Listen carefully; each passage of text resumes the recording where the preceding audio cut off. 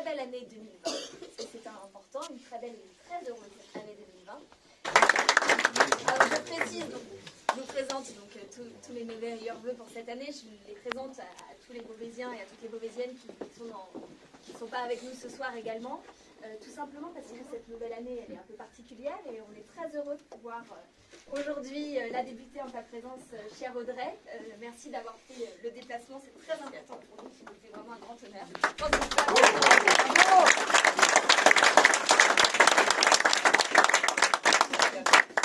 Alors on inaugure une année qui est une année pleine de promesses. Donc ta présence n'est pas un hasard, puisque tu es une femme engagée, engagée pour la gauche d'abord, toujours convaincue. Je pense que tout le monde ici a le souvenir, en tout cas, de tes prises de position toujours claires, toujours cohérentes, et ça fait du bien dans un paysage politique où trop souvent, malheureusement, on voit qu'il y a de la défiance. Donc merci pour cela. Merci d'être une femme engagée. Alors, c'est pas pour grand-chose. Et puis je te remercie aussi d'être à l'image de tous les volontaires de notre équipe, sincères, engagés sur la transition écologique et énergétique, parce que c'est ça aussi 2020, c'est une année pleine de promesses, mais c'est aussi une année qui aujourd'hui ouvre sur une décennie particulière. Donc 2020 doit être aujourd'hui l'année du sursaut écologique. Et j'insiste parce que nous n'avons pas le choix, parce que c'est aussi un horizon plein de promesses que nous avons, que de pouvoir faire en sorte qu'en 2020, nous arrivions dans notre ville, mais dans toutes les villes de France, partout dans le monde, à faire en sorte de prendre à bras le corps ce qui est aujourd'hui la plus grosse urgence qui nous concerne toutes et tous, à savoir l'urgence écologique. Et cette décennie va être absolument décisive. Mais c'est quelques mots parce qu'on est vraiment, je vous l'ai dit, à l'aube d'une nouvelle décennie qui va être une décennie essentielle. Et qu'aujourd'hui, la question écologique sera bien sûr centrale. Que ce n'est plus l'époque des maires bâtisseurs, c'est l'époque des maires planteurs. Et le symbole que nous avons choisi aussi, c'est cet arbre qui est le symbole que nous voulons offrir aux générations futures. La première mesure phare que nous avons annoncée d'ores et déjà, c'est que pour chaque petit Beauvaisien qui naîtra, nous planterons un arbre. Et c'est le symbole d'une promesse qui est faite aux générations futures.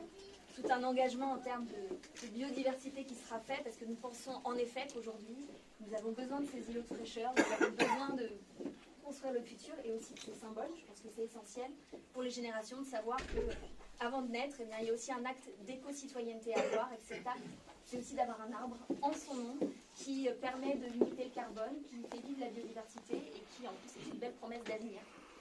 Alors cette année, sous le signe de la mobilité, c'est aussi avant toute chose un projet que nous avons déjà parlé, mais que nous allons continuer à construire avec vous. C'est cette proposition que nous faisons de construire un aérotram, parce que nous pensons qu'aujourd'hui nous avons un vrai enjeu pour redynamiser notre centre-ville, pour créer du lien finalement entre nos quartiers, faire en sorte que ce centre-ville redevienne un cœur de ville, mais aussi réinventer ses modes de mobilité. Et nous savons qu'aujourd'hui dans beaucoup de villes de France c'est une réussite, que l'aérotram c'est un facteur d'attractivité, un facteur de dynamisme, et que ça permet en 2012 de relier un quartier comme Saint-Jean au centre-ville, et que ça c'est la plus belle alternative qui existe à la voiture, je pense. Bien sûr c'est pas tout, et nous avons un souhait, une ambition véritable, c'est de faire en sorte que nous ayons une véritable Vélorussion à Beauvais. Et je le dis devant des spécialistes de mon équipe volontaire qui font un gros travail au quotidien pour analyser les défaillances des pistes cyclables qui existent. Nous, ce que nous voulons, c'est bien sûr développer un réseau de pistes cyclables sécurisé. C'est absolument essentiel, parce que sinon, le vélo ne sera jamais une alternative crédible à la voiture. Développer le réseau, faire en sorte qu'il rejoigne la Françoise, par exemple, tout simplement, pour que ça devienne aujourd'hui une véritable alternative et qu'on puisse l'utiliser pour aller au travail.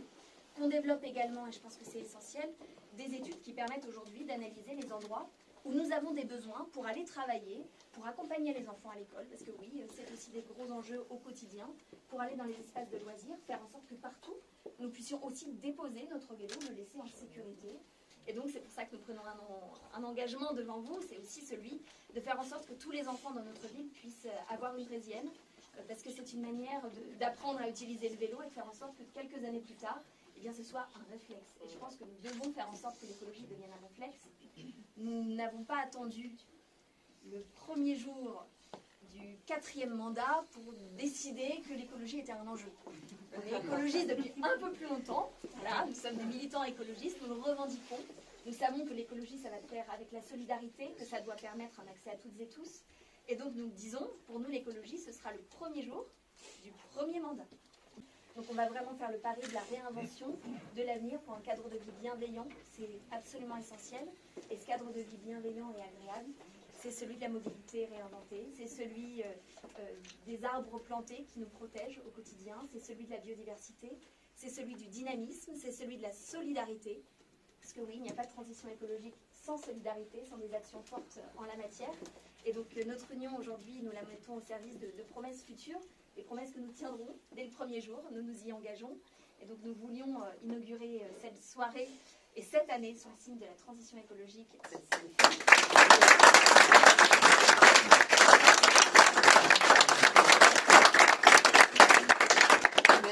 Merci beaucoup, merci Roxane et merci à toutes et tous déjà d'être aussi nombreux là ce soir. Et donc je tenais vraiment à être là pour plusieurs raisons et d'abord pour Roxane parce que vraiment elle l'a fait, elle a réussi l'union de la gauche. Waouh, bravo. Donc c'est une grande alliance écologiste de gauche. Que j'appelle de mes voeux, comme beaucoup de gens, à une échelle un peu plus large, notamment pour d'autres échéances, mais on n'en est pas là. Alors, est-ce que c'est parce que c'est une femme qu'elle a réussi? Oui.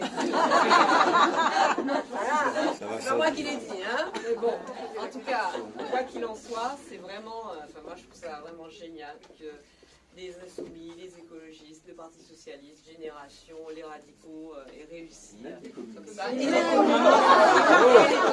bien sûr, que vous ayez cette clairvoyance, cette volonté de construire ensemble, de faire ensemble. On pense évidemment pas tous pareil surtout.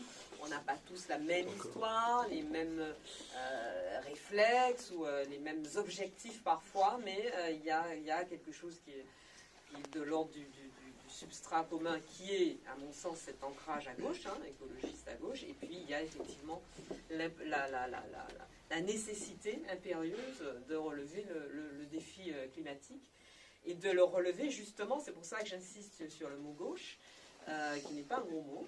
Je dis souvent à mes amis, n'ayez pas la gauche honteuse. Voilà. Il y a eu la droite décomplexée, il faut être la gauche décomplexée. C'est particulièrement important que cette union ait pu se faire dans cet enjeu climatique, parce que je crois très profondément qu'aujourd'hui, tout le monde se réclame de l'écologie, tout le monde veut préserver l'environnement et la biodiversité, mais pas de la même façon. Et il y a vraiment aujourd'hui un projet politique, écologique de droite qui existe, qui est un projet d'adaptation du système, qui est un projet essentiellement qui confie à la technologie la tâche de faire à notre place les efforts que nous devrions faire. Et puis il y a un projet écologique, solidaire, juste, équitable de gauche, qui, lui, prône la transformation plutôt que l'adaptation. Et c'est pas du tout la même chose. L'adaptation, c'est business as usual.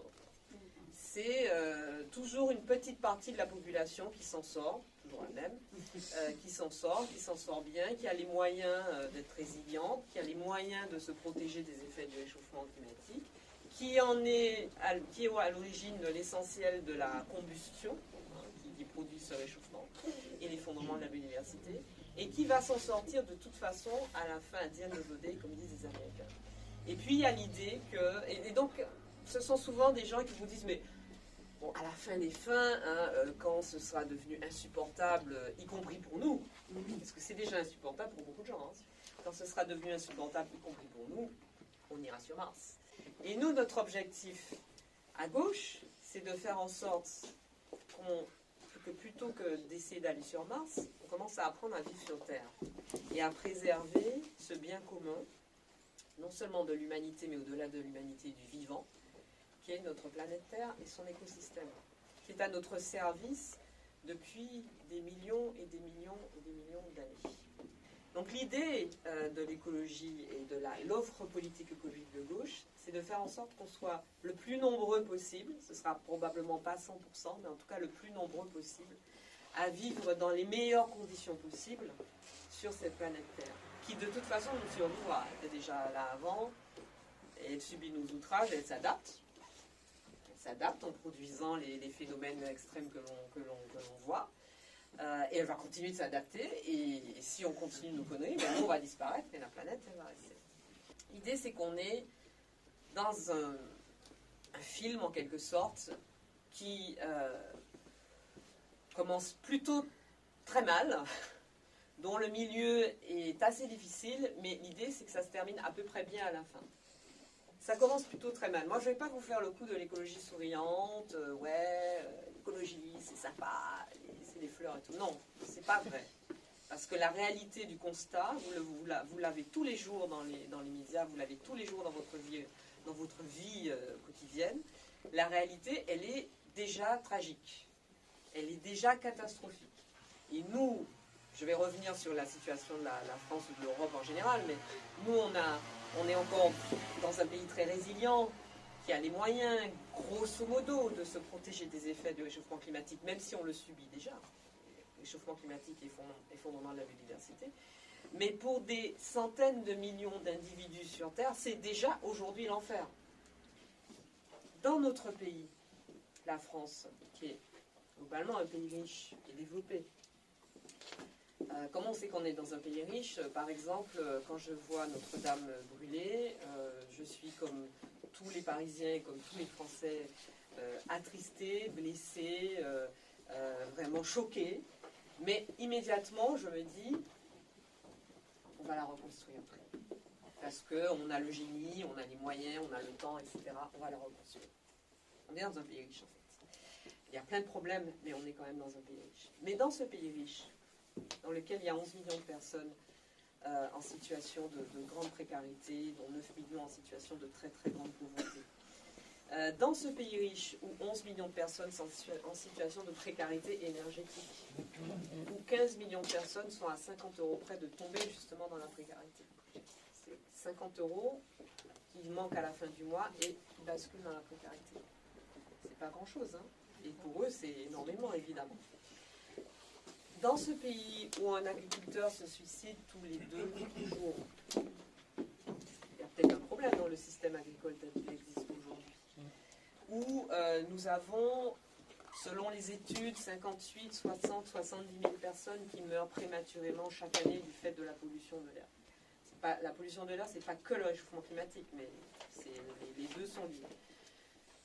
C'est 60, 70 000 personnes qui ne devraient pas mourir, qui n'ont pas de raison de mourir, mais qui meurent prématurément du fait d'affections liées à la pollution de l'air. Eh bien, il est peut-être temps de changer de système. D'autant que ça ne va pas s'arranger si on ne change pas. Les Français se rendent compte, enfin les personnes qui habitent en France, qui ne sont pas que des Français, se rendent compte qu'eux aussi subissent l'impact. Que ça ne touche pas que des pays éloignés, que des populations voilà, très loin, très différentes, et que ça ne concerne pas que les générations futures dans 150, etc. Ça nous concerne des âges. C'est une petite formule mitterrandienne, c'est ici et maintenant aussi. Et c'est un problème qui est essentiellement un problème de justice sociale et de lutte contre les inégalités. Parce que ça, c'est l'autre grand point qu'il faut avoir à l'esprit, c'est que le réchauffement climatique et l'effondrement de la biodiversité et leurs conséquences sur nos vies au quotidien, ce sont des amplificateurs de précarité, des accélérateurs d'inégalité, que plus on est bas dans l'échelle des revenus, plus on est bas dans l'échelle sociale au sens où on entend, moins on est responsable du problème, parce qu'on n'a juste pas les moyens d'émettre des gaz à effet de serre. On n'a pas les moyens, on est dans l'économie, on est dans la sobriété, on achète peu de choses, etc. Même si on a sa voiture diesel et tout, c'est pas le gars qui a sa voiture diesel et qui fait 80 km par jour pour 40 aller 40 retours pour faire le trajet domicile-travail, c'est pas lui qui pollue le plus. C'est celui qui roule dans un gros SUV électrique en ville, ou même celui ou celle qui est à vélo comme moi à Paris, mais qui va passer un week-end à New York, ou qui consomme des produits venus du monde entier, etc. Donc, plus on est bas dans l'échelle des revenus, plus on est bas dans l'échelle sociale, moins on a de responsabilité dans le problème, moins on a aussi de possibilités de s'en protéger, et plus on en subit l'impact. On va lutter contre la pollution de l'air et contre l'effondrement de la biodiversité, contre le réchauffement climatique, en ayant des voitures électriques, en ayant des logements bien isolés, en ayant des drones qui font ci et ça sur les exploitations agricoles, etc. Mais on ne se soucie pas de à qui ça bénéficie et quel est l'impact sur l'ensemble de la population, ou bien effectivement on se pose la question, comme tu le fais à l'instant sur les mobilités, de changer la vie des gens en mieux, de changer la vie d'une majorité de gens en mieux, de recréer du lien social, de recréer de l'emploi non délocalisable. Sur l'agriculture, un mot sur l'agriculture. Moi, je ne suis pas l'ennemi des agriculteurs, au contraire. C'est-à-dire, il faut arrêter d'opposer écologistes et agriculteurs. C'est tout le contraire. Les agriculteurs sont les premières victimes, à part quelques-uns, une toute petite minorité qui s'en sortent, mais vraiment toute petite minorité qui arrive à profiter du système et s'en sortir. L'immense majorité des agriculteurs sont les premières victimes du système. D'abord, souvent, ils sont les premières victimes des problèmes de santé liés à l'usage de l'agrochimie. Et ensuite, ils sont très souvent dans des spirales de surendettement, de gigantisme, à produire des produits dont de moins en moins de consommateurs veulent. Il y a un problème de confiance entre producteurs et consommateurs, entre eux et leurs enfants parfois. Donc, ils n'arrivent pas à tirer un revenu décent de leur activité parce qu'ils, dans le bras de fer entre eux et les transformateurs et les distributeurs, ce ne sont pas eux qui gagnent, etc. Enfin, les problèmes dans l'agriculture sont énormes. Et d'ailleurs, si le système fonctionnait si bien, on n'en serait pas là. Donc c'est pareil sur l'agriculture, sur l'alimentation. Il y a des tas de transformations à engager. Je suis sûre qu'il y a plein de propositions dans ton programme. Sur la question de l'emploi, est-ce que vous avez remarqué que quand on vous parle de nouvelles sociétés, de la société du numérique, des robots, etc., ça fait des années qu'on nous explique, et c'est le cas concrètement, que ce que vous voulez, hein, avec ces nouvelles économies, les plateformes, tout ce qui est numérique, les imprimantes 3D et tout, il y a des millions d'emplois qui vont disparaître. Ça, on nous le dit, on nous le présente comme une fatalité. Et tout le monde l'accepte, se disant, ben, c'est vrai, on va pas revenir à la charrue, donc si on veut avancer, ça va supprimer des millions d'emplois. En revanche, quand on parle de transition écologique et solidaire et de transformation à mettre en œuvre dans tous les secteurs, y compris le secteur de l'énergie par exemple, alors là on vous dit, ah mais non, ça va supprimer des emplois, on ne peut pas le faire. Alors que la réalité, c'est que c'est pas l'écologie qui coûte cher, puisque Emmanuel Macron avait dit ça une fois. On a beaucoup retenu la phrase de Nicolas Sarkozy disant l'écologie ça commence à bien faire. Il n'y a pas beaucoup de gens qui ont retenu Emmanuel Macron il y a un an et demi à propos des fermetures de centrales et de l'huile de palme, la raffinerie d'huile de palme de Total, disant ah oui mais les écologistes ils sont bien gentils, mais enfin quand ils ont fermé des centrales, ils sont pas là, hein, et puis l'écologie ça coûte cher. Mais non, monsieur, c'est la non-écologie qui coûte cher.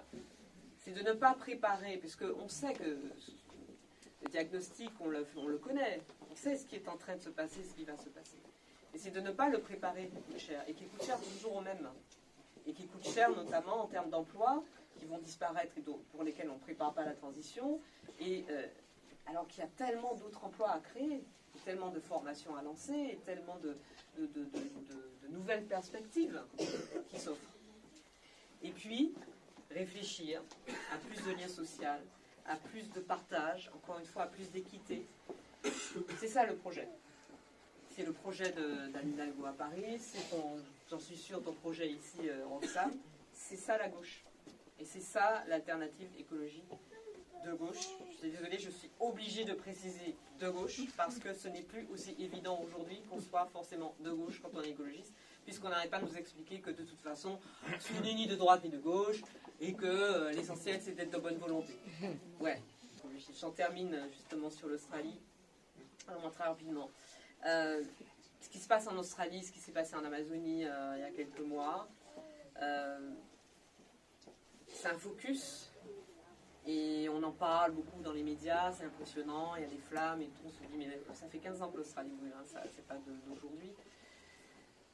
C'est évidemment des situations dramatiques, et lutter contre ces situations-là fait partie, ça fait partie de tout ce qu'il nous faut faire pour lutter contre le phénomène de réchauffement climatique. Mais j'ai envie de dire, ça c'est presque ce qui est le plus facile, c'est pas très juste de dire ça dans la situation de l'Australie aujourd'hui, mais c'est presque ce qui est le plus facile à appréhender et contre lequel il est le plus facile de mobiliser des énergies.